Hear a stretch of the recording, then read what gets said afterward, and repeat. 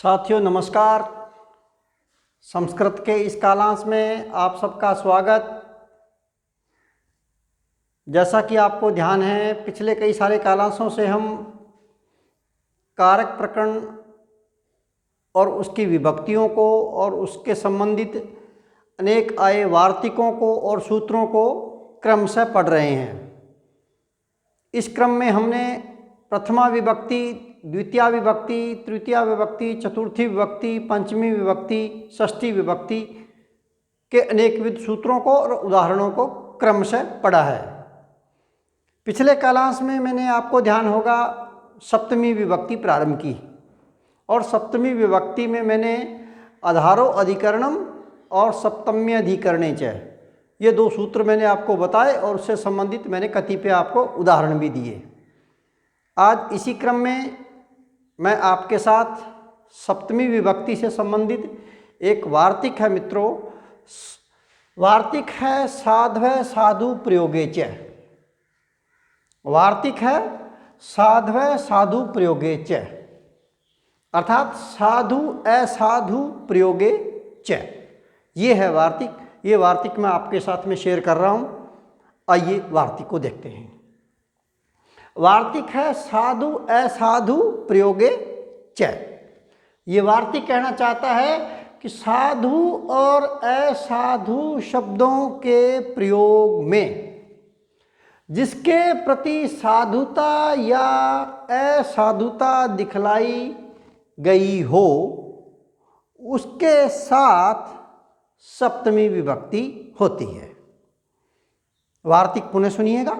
वार्तिक है साध्वय साधु प्रयोगे च, और ये वार्तिक कहना चाहता है कि साधु और असाधु शब्दों के प्रयोग में जिसके प्रति साधुता अथवा असाधुता दिखलाई गई हो उसके साथ सप्तमी विभक्ति का प्रयोग होता है।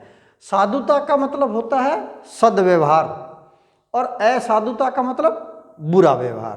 क्या साधुता का अभिप्राय है सद्व्यवहार और असाधुता का अभिप्राय है दुर्व्यवहार। मैं उदाहरण देने जा रहा हूं। प्रथम उदाहरण प्रामाणिक उदाहरण है साधु कृष्ण मातृ। उदाहरण है साधु कृष्ण मातृ। देखिएगा, हिंदी अनुवाद है इसका कृष्ण माता के प्रति अच्छे हैं। कृष्ण माता के प्रति साधु हैं, अच्छे हैं। किसके प्रति? माता के प्रति। जिसके प्रति, ये वार्तिक कह रहा था जिसके प्रति साधुता या असाधुता दिखलाई जाए उसके साथ सप्तमी विभक्ति होती है। यहाँ माता के प्रति कृष्ण का सद्व्यवहार बताया जा रहा है कि कृष्ण माता के प्रति अच्छे हैं। व्याख्या लिखी है मैंने। इस वाक्य में साधु शब्द का प्रयोग हुआ है। ये देखिएगा, वाक्य में साधु शब्द का प्रयोग हुआ है तथा यहाँ माता के प्रति साधुता सद्व्यवहार दिखलाया जा रहा है। जिसके प्रति साधुता दिखलाई जाती है, जिसके प्रति असाधुता दिखलाई जाती है उसके साथ साध्व साधु प्रयोगे च उक्त वार्तिक से सप्तमी विभक्ति होती है। देखिएगा, तो यहाँ माता के प्रति साधुता दिखलाई गई है और वाक्य में साधु शब्द का प्रयोग भी हुआ है। अतः साधु शब्द के प्रयोग में मातृ शब्द में उक्त वार्तिक से, कौन वार्तिक से? साध्व साधु प्रयोगे च, इस वार्तिक से सप्तमी विभक्ति लग गई। तो मातृ शब्द के साथ सप्तमी विभक्ति का एक वचन होता है मातृ। मातृ शब्द है, इसका सप्तमी विभक्ति का एक वचन होता है मातृ। इस मातृ पद में सप्तमी विभक्ति लगी हुई है और शब्द है मातृ, और वाक्य बन गया साधु कृष्ण मातृ, और हिंदी अनुवाद बन गया कृष्ण माता के प्रति अच्छे हैं। एक और उदाहरण देखिएगा। दूसरा उदाहरण है असाधु कृष्ण मातुले। ये भी प्रामाणिक उदाहरण है। असाधु कृष्ण मातुले। कृष्ण मामा कंस के प्रति बुरे हैं। क्या है? कृष्ण जो अपने मामा हैं कंस, उसके प्रति बुरे हैं, अर्थात दुर्व्यवहार करते हैं। देखिएगा, वाक्य में यहां असाधु पद का प्रयोग हुआ है, ठीक है ना। और किसके प्रति हो रहा है? मामा के प्रति, मातुल के प्रति। इस किसके प्रति असाधुता दिखलाई जा रही है? मामा के प्रति, कंस के प्रति। इसलिए असाधु शब्द के प्रयोग के कारण साधव साधु प्रयोगे च उक्त वार्तिक से मातुल शब्द के साथ सप्तमी विभक्ति का एक वचन प्रयुक्त हुआ है। क्योंकि मामा एक ही है इसलिए सप्तमी का एक वचन। मैंने लिखा भी है यहाँ कि मातुल शब्द है और सप्तमी विभक्ति का एक वचन, तो पद बना क्या? मातुले। और वाक्य बना असाधु कृष्ण मातुले। और हिंदी अनुवाद बन गया कृष्ण मामा के प्रति बुरे हैं। इसी प्रकार से एक और वाक्य देखिएगा। एक वाक्य लिखा है मैंने, मातृ साधव साधु वा, मातृ साधव साधु वा या मातृ साधु असाधु वा। अपनी माता के प्रति वह सद्व्यवहार करता है। मातृ साधु, माता के प्रति सद्व्यवहार करता है। और दूसरा वाक्य क्या बन गया? मातृ असाधु, माता के प्रति दुर्व्यवहार करता है।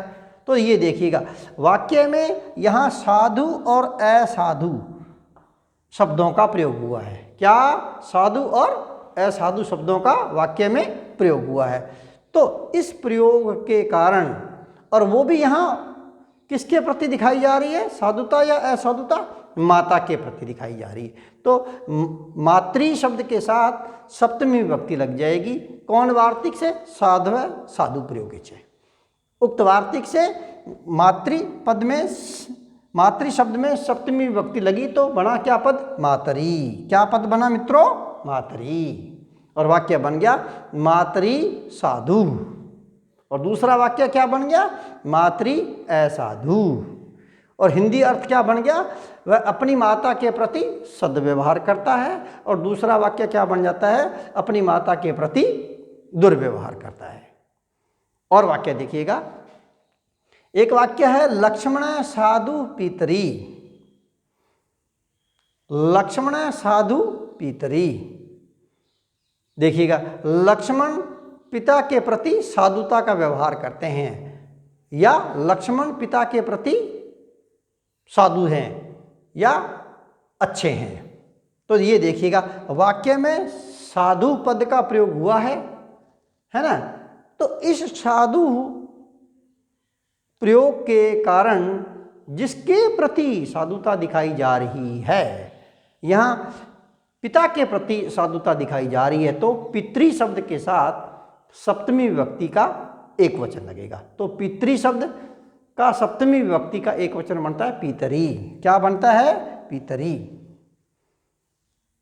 यहां देखिएगा पितरी पद में सप्तमी विभक्ति लगी हुई है। वाक्य में साधु शब्द का प्रयोग हुआ है। और वाक्य बना है लक्ष्मण, लक्ष्मण है साधु पितरी। लक्ष्मण पिता के प्रति सद्व्यवहार करते हैं या साधु हैं, अच्छे हैं। एक और वाक्य है रावण है असाधु मातरी। रावण है असाधु मातरी। रावण अपनी माता के प्रति दुर्व्यवहार करते हैं। किसके प्रति मित्रों? माता के प्रति। ये देखिएगा वाक्य में असाधु शब्द का प्रयोग हुआ है, ठीक है। और किसके प्रति हो रहा है अव्यवहार, दुर्व्यवहार? किसके प्रति? माता के प्रति। तो माता शब्द के साथ, मातृ शब्द के साथ सप्तमी विभक्ति का एक वचन हो जाएगा। वार्तिक है साधव साधु प्रयोगे च। इस वार्तिक से तो मातृ शब्द में सप्तमी विभक्ति का एक वचन होता है मातरी। क्या हुआ? मातरी। और वाक्य बना रावण असाधु मातरी। और हिंदी अनुवाद बन गया रावण अपनी माता के प्रति दुर्व्यवहार करते हैं। इसी प्रकार से है अंतिम वाक्य है शिष्य गुरु साधु या साधु शिष्य गुरु। शिष्य गुरु के प्रति सद्व्यवहार करता है। किसके प्रति? गुरु के प्रति। वाक्य में साधु शब्द का प्रयोग हुआ है। साधु शब्द का प्रयोग होने के कारण जिसके प्रति जिसके प्रति साधुता या असाधुता दिखाई जाए उसके साथ सप्तमी विभक्ति हो जाती है। तो यहाँ गुरु के प्रति साधुता दिखाई जा रही है, इसलिए गुरु शब्द के साथ सप्तमी विभक्ति का प्रयोग हुआ है। तो गुरु शब्द का सप्तमी विभक्ति का एक वचन होता है गुरौ। क्या पद होता है मित्रों? गुरौ। और वाक्य बना शिष्य गुरौ साधु। शिष्य गुरु के प्रति साधुत्व रखते हैं, शिष्य गुरु के प्रति सद्व्यवहार करते हैं। ये है मित्रों वार्तिक साधव साधु प्रयोगे च। इसके संबंधित कतिपय मैंने आपको उदाहरण दे दिए और सूत्र को मैंने स्पष्ट कर दिया। पिछले कालांश में ही ध्यान होगा आपको, हमने सप्तमी विभक्ति प्रारंभ की है। छात्रों के हित के लिए मैंने थोड़ा सा प्रयास किया है कि विद्यार्थियों तक, संस्कृत के प्रेमियों तक मैं अपनी बात पहुंचा सकूं। इसी क्रम में आपने मेरे वीडियोस देखे भी होंगे। लगभग आज की तारीख तक मेरे 162 वीडियो मेरे YouTube पर अपलोड हो चुके हैं। उन वीडियो को मैंने बड़े ही भरसक प्रयास से मैंने आपकी सुविधा को देखते हुए सरल शब्दों में प्रस्तुत करने का मैंने प्रयास किया है। बिल्कुल सरल तरीके से मैंने इसको समझाने का प्रयास किया है और मुझे आशा है कि आपको मेरे तमाम वीडियो पसंद भी आए होंगे। मेरे इन तमाम वीडियोज़ में मैंने कृत्य प्रकरण, पूर्व कृदंत प्रकरण, उत्तर कृदंत प्रकरण, तद्धित प्रकरण, स्त्री प्रकरण, इन समस्त प्रकरणों को मैंने बड़ी बारीकी से मैंने समझाने का मैंने प्रयास किया है। और उसके बाद रही बात कारक प्रकरण की, तो कारक प्रकरण पे भी आप मेरे YouTube चैनल पे देख रहे होंगे कि लगभग आज की तारीख में मेरे 85 वीडियो कारक प्रकरण से संबंधित अपलोड हो चुके हैं। और मैं प्रभु से यही आशीर्वाद चाहता हूँ, प्रभु से यही मंगल कामना करता हूँ कि मेरे वीडियो मैं लगातार बनाता रहूं और प्रभु मुझे आशीर्वाद देते रहें और आप मेरी हौसला अफजाई करते रहें। विभिन्न प्रतियोगी परीक्षाओं की तैयारी में लगे हुए रीट के संस्कृत प्रेमी, 3rd ग्रेड की तैयारी में लगे हुए, 2nd ग्रेड की तैयारी में लगे हुए, स्कूल व्याख्याता संस्कृत की तैयारी में लगे हुए, कॉलेज व्याख्याता संस्कृत की तैयारी में लगे हुए, नेट स्लट की तैयारी में लगे हुए संस्कृत प्रेमी तक आप लोग, मैं आशा करता हूं कि ये मेरे वीडियो आप लोग उन तक पहुंचाएं ताकि मेरी मेहनत का प्रतिफल मुझे मिल सके। वो साथी लोग जो इस विकट परिस्थितियों में, कोरोना काल की जो विकट परिस्थितियां चल रही हैं, उस विकट परिस्थितियों में YouTube पर घर बैठे अपनी सुविधा के अनुसार जब समय मिले तब मेरे वीडियोस देखें, यही मैं आपके साथ में मित्रों आशा करता हूं।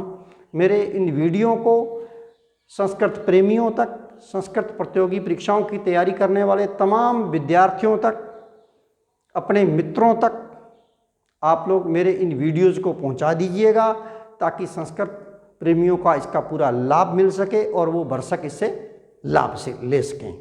ऐसी मैं आप लोगों से अपेक्षा करता हूं। अधिक से अधिक मेरे वीडियोज़ को आप लोग लाइक कीजिएगा और आपको लगता है कि मेरे वीडियोज़ अच्छे हैं तो आप मुझे बिल्कुल कमेंट भी दे सकते हैं। मेरे चैनल को आप लोग सब्सक्राइब कीजिएगा, मेरी इसी तरह से हौसला अफजाई आप करते रहिएगा।